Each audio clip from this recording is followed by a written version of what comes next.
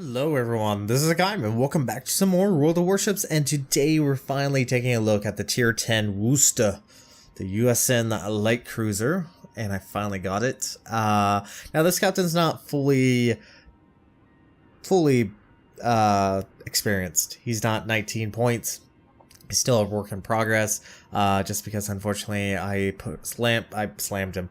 Yes, I slammed him onto the Cleveland. I put him onto the Cleveland, and yeah, unfortunately, just don't have enough experience. It's just going to be a work in progress.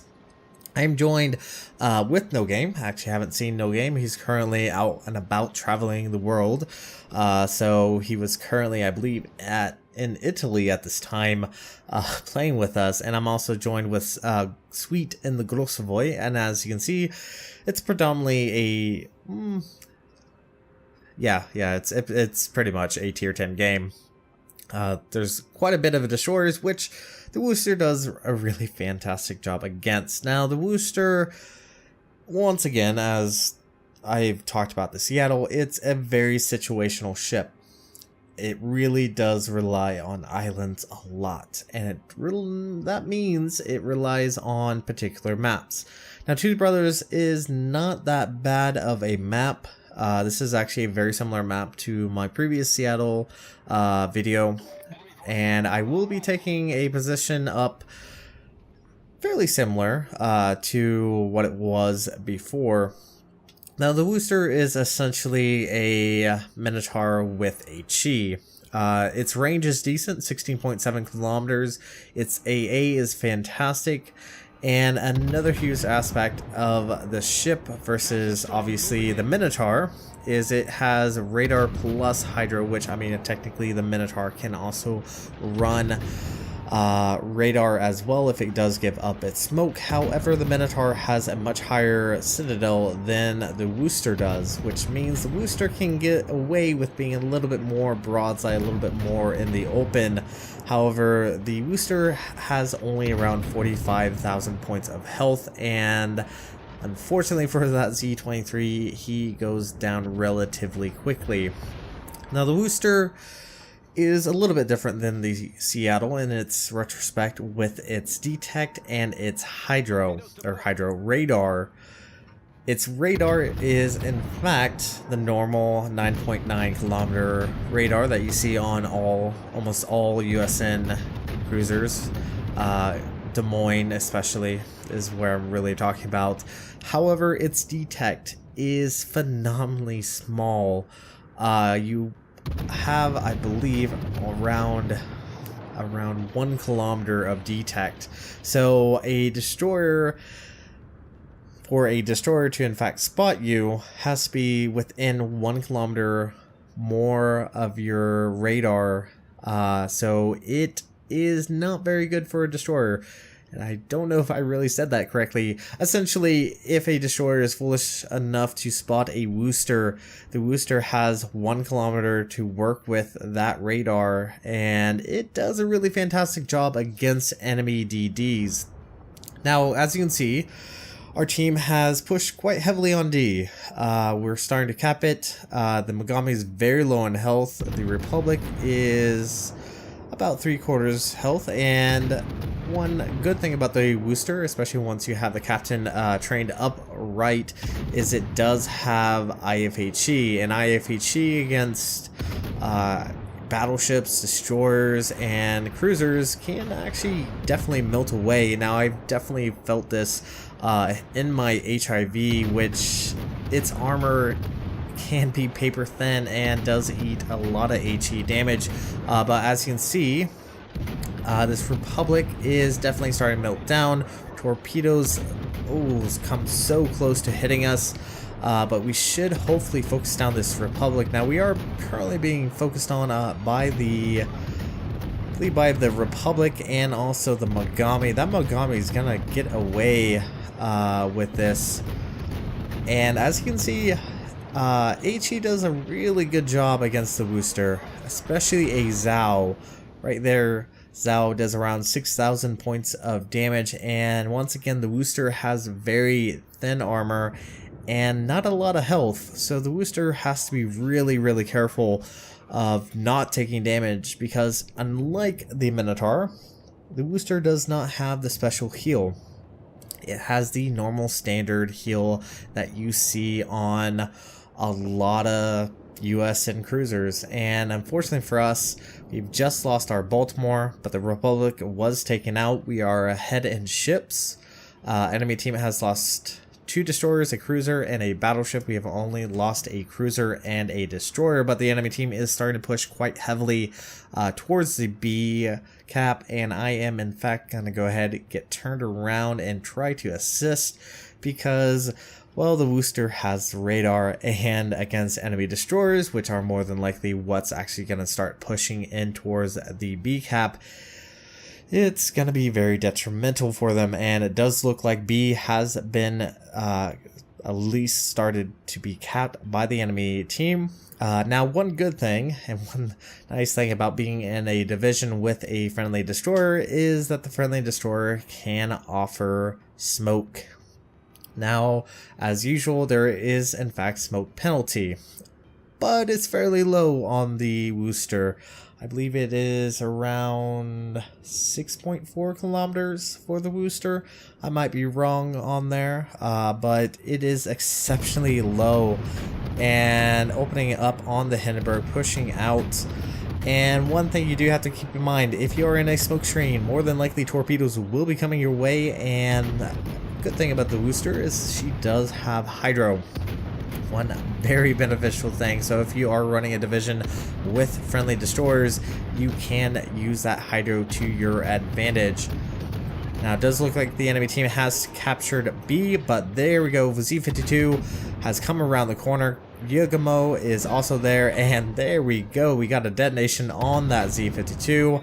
And also looks like that Yugamo is probably going to get focused down. Look at all these torpedoes incoming. Zhao does take out the Yugamo.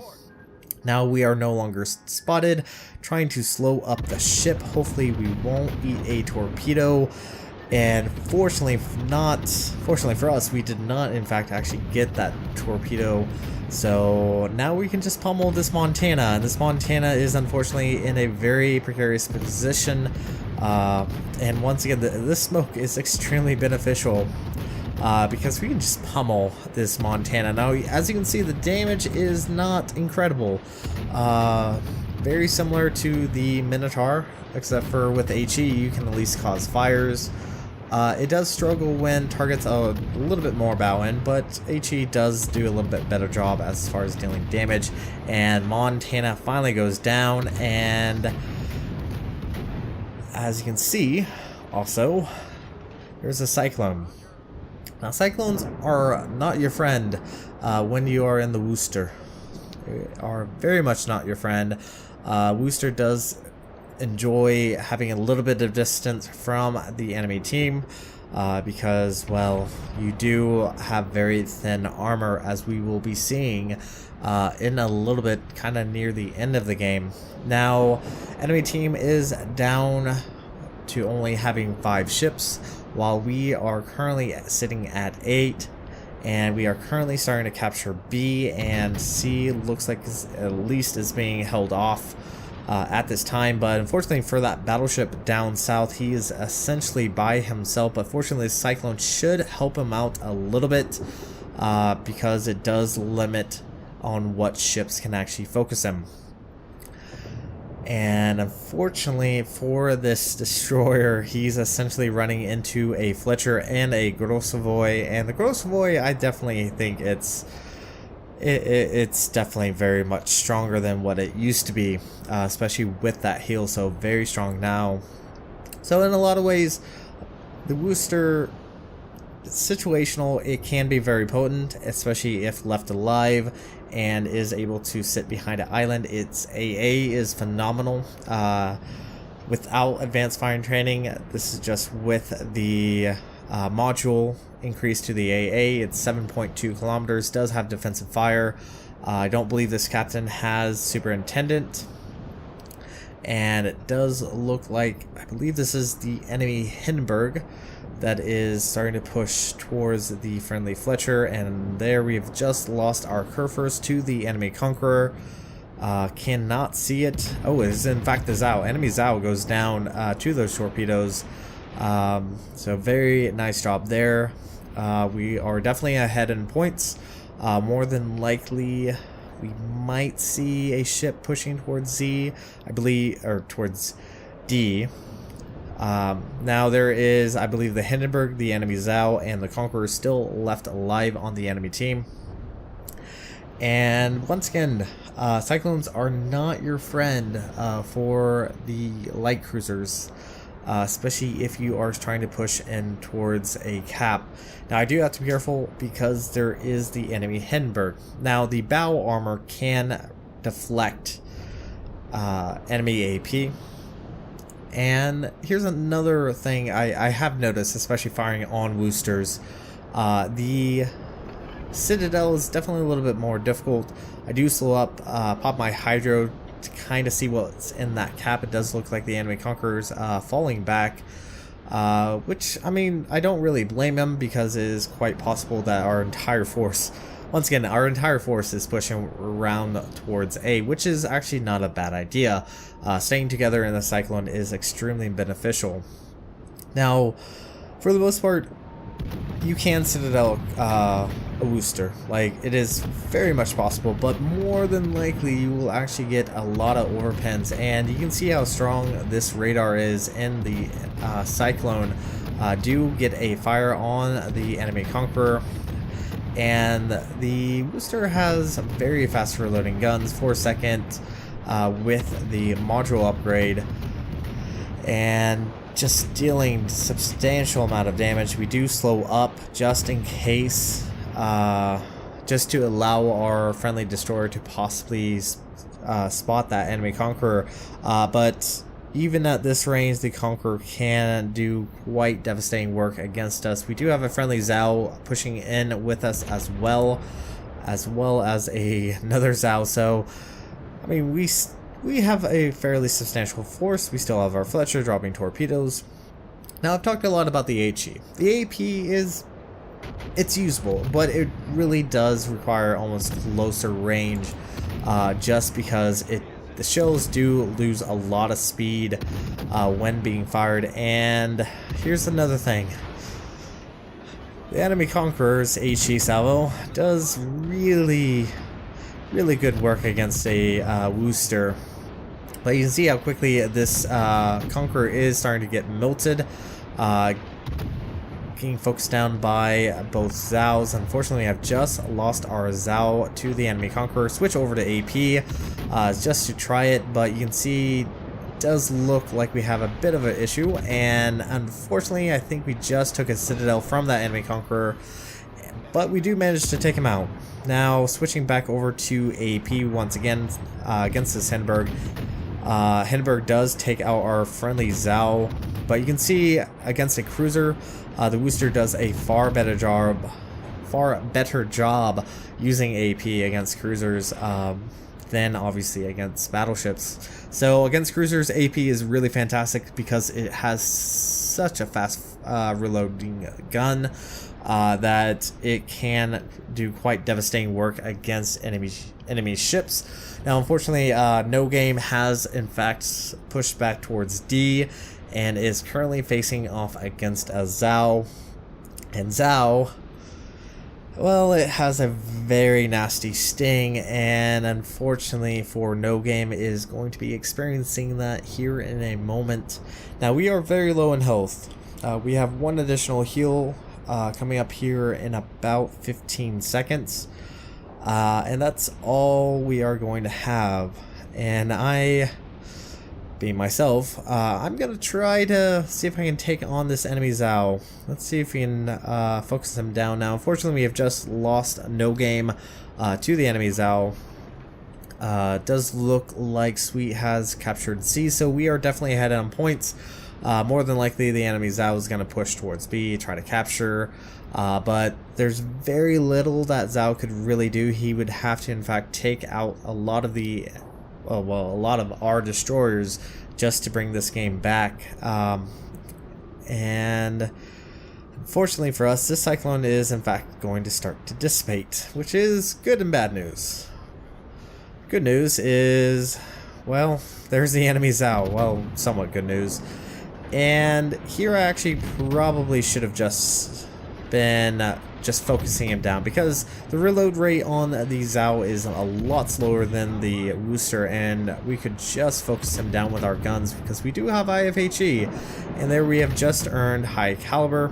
But I am trying to avoid those AP salvos, but as you can see here in a moment, he does switch over to HE. Do get a fire. Just trying to focus down this Zhao as quickly as possible. We are very, very low on health, 2,222. And right here, I make a mistake. I turn away, do get a fire on that Zhao, but the Zhao is starting to heal, fires, and unfortunately kills us, but goes down to the friendly conqueror. So our team earned a victory. We brought home 369,777. I guess that is a lucky number there. 13,331 XP. We earned high caliber and devastating strike. 177,122 points of damage. 313 shell hits. Yeah, you're going to be firing a lot of shells.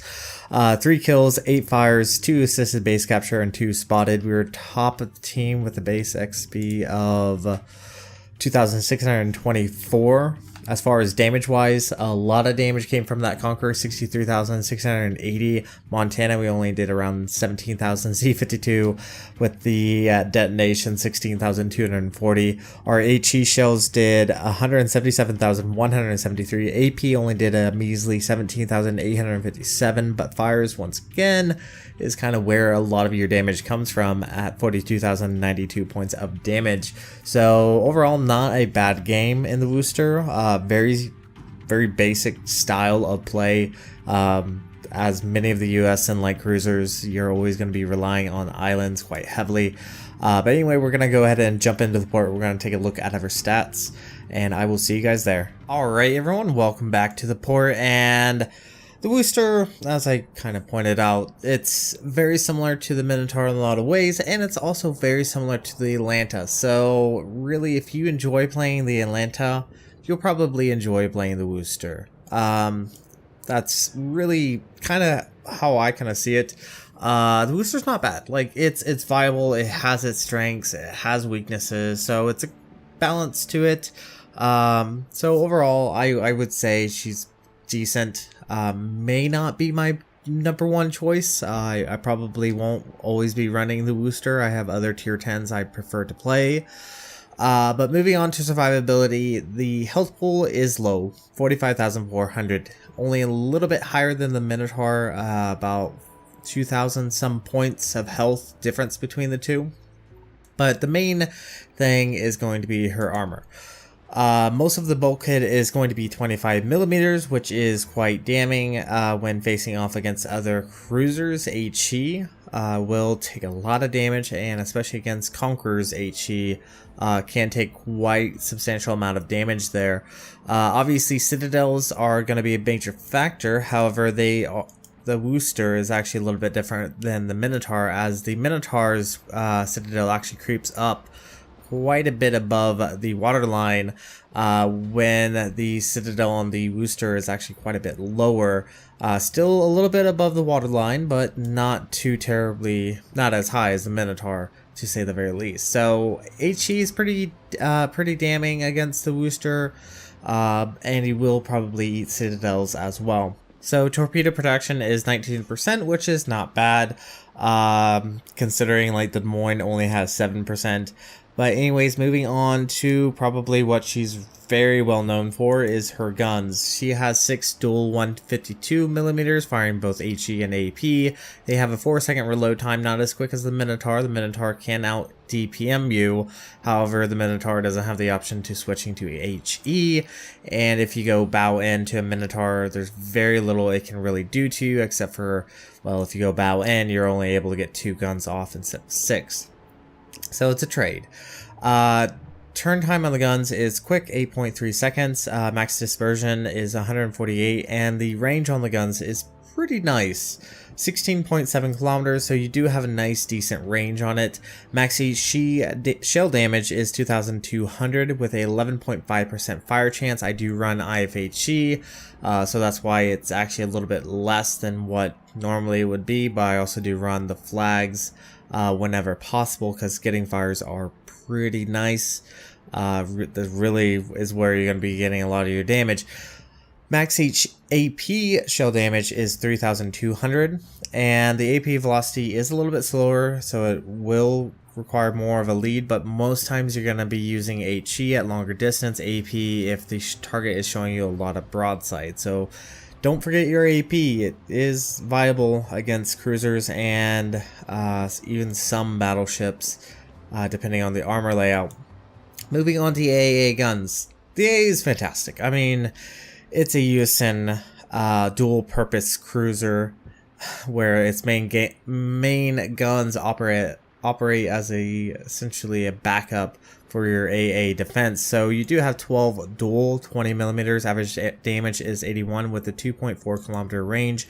Then you have 2 single 76.2mm. Average damage is 43 with a 6 kilometer range. And then this is where you're going to get a lot of your damage is your mid to long range. 11 dual 76.2mm. Average damage is 338 with a 6 kilometer range. And then your main guns, 6 dual 152s. Average damage is 133 with a 7.2 kilometer range.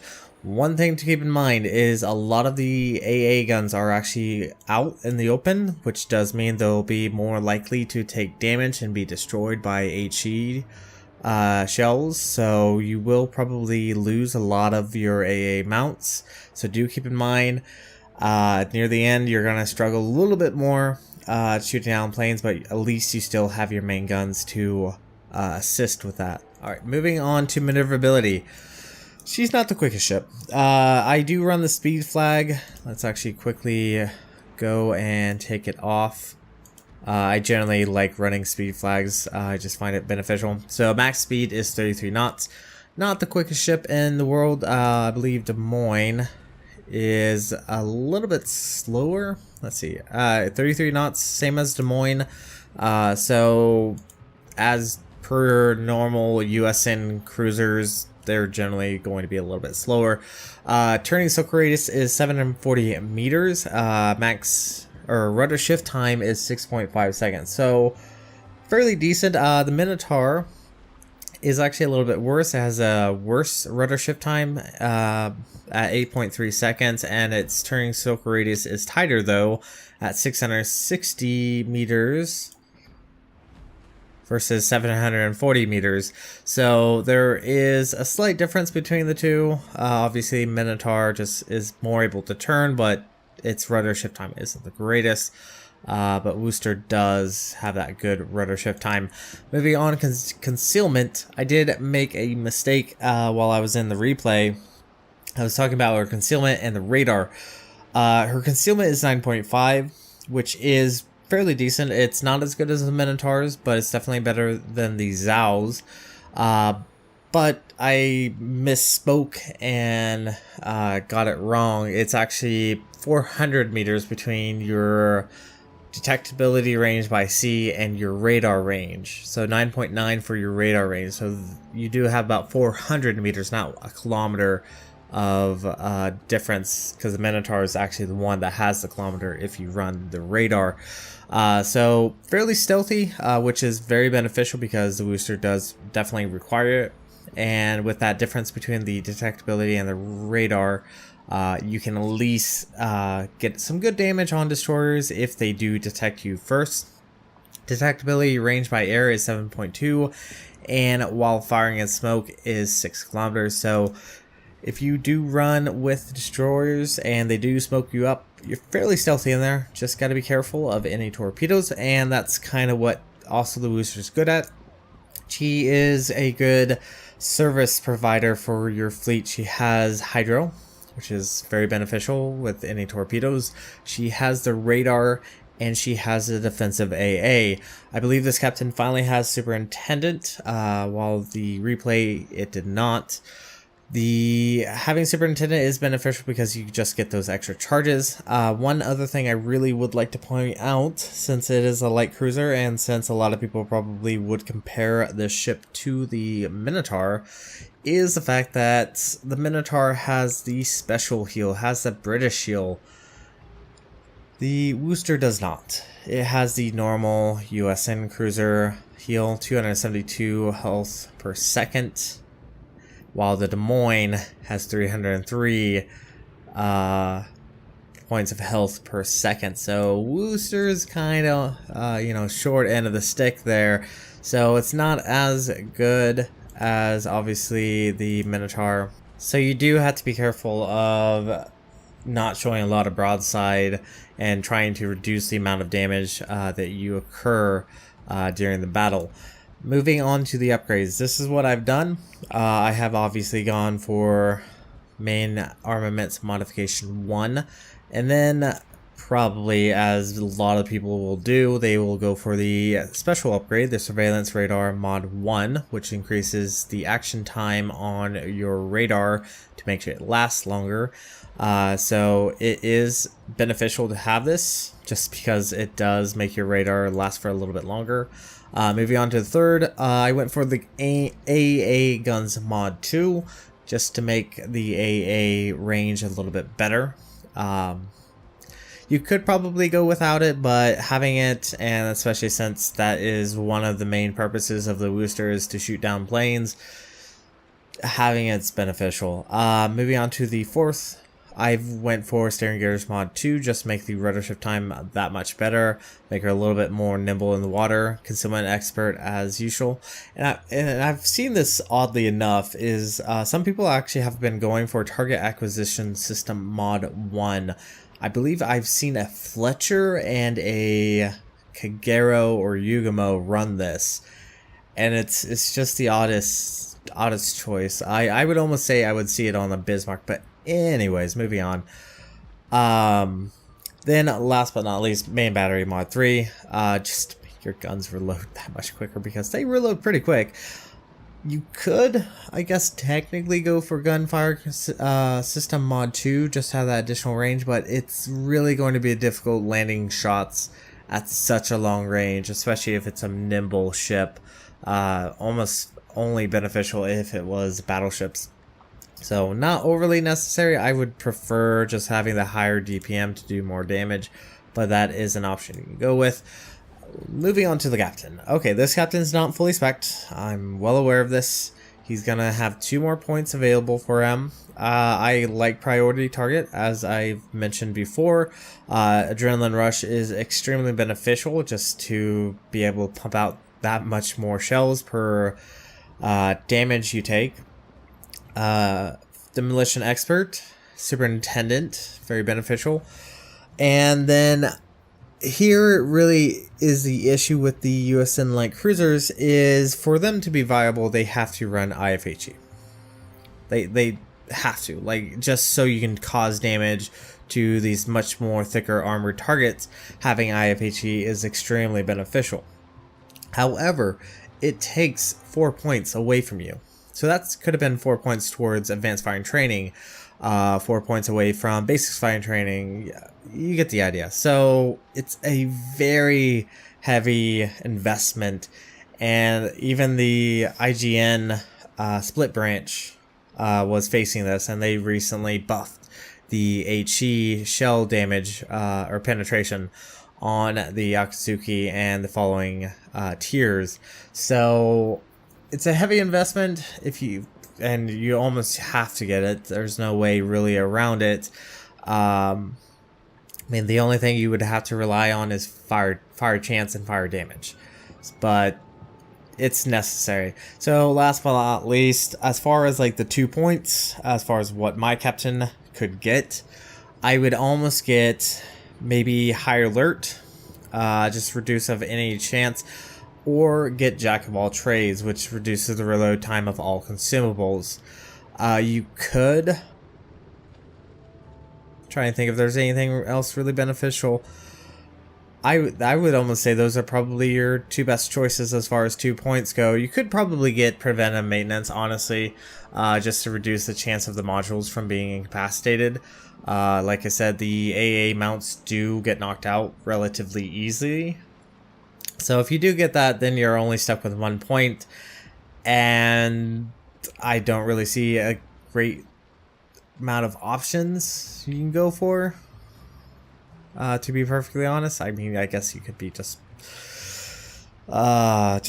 go for expert loader. I don't know, but anyways, that's just gonna be kind of my thoughts on the captain skills. You probably could opt out of superintendent, honestly, and go for maybe basics firing training, or save it up for advanced firing training. So this could be redone. Superintendent could be removed, but I like having those additional radar and hydro. It's just beneficial to spot any DDs that is hiding. So this is going to be it for this video. Thank you guys so much for watching. If you liked what you saw, hit the like and subscribe button. You guys have a great and fantastic day. Zaijian.